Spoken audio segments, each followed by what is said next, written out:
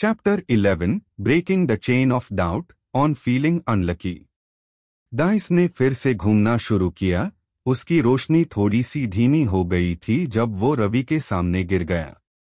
उसने थोड़ा हेजिटेट किया, ग्रुप को नर्वस नजर से देखा। अगर मेन रोल करूं और कुछ बुरा हो गया तो? सिंपल ने उससे हौसला दिया, या फिर कुछ जबरदस्त हो सकता है। तुम कब तक सोचते रहोगे?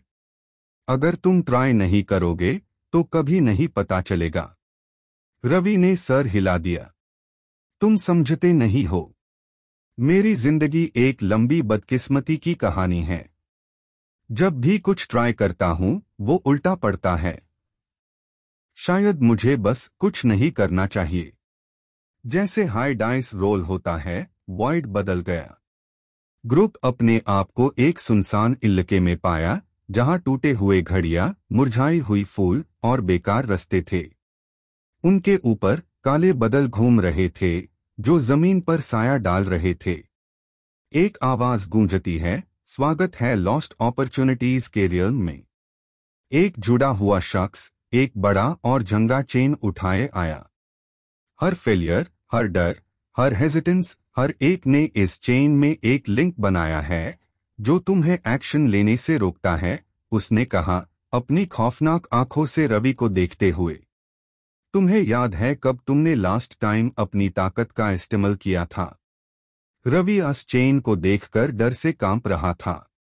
हर लिंक पार कोई ना कोई वर्ड या फ्रेज लिखा था, missed promotion, failed exam, rejected proposal. Chain एक लंबे रास्ते तक फैली हुई थी।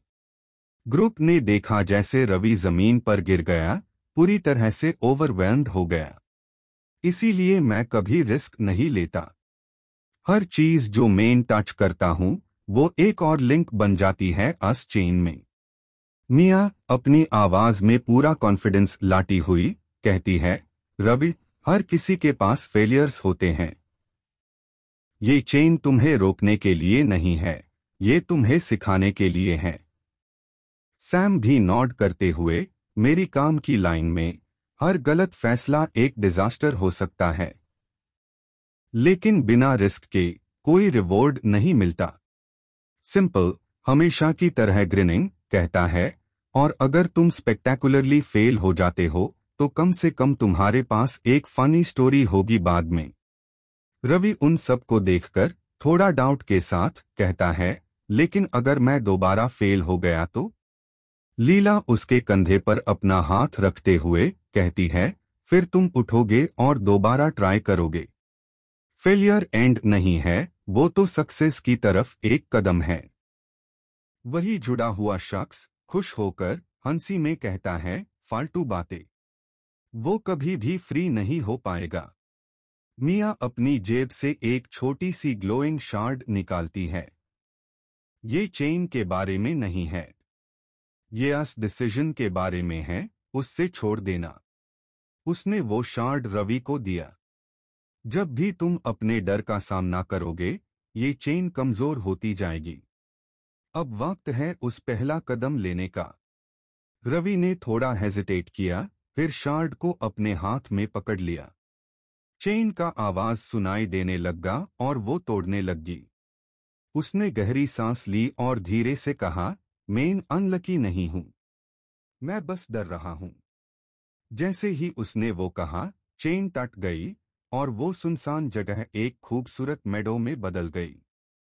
फूल खिल गए, बादल उड़ गए और एक गर्म रोशनी ने ग्रुप को घेर लिया।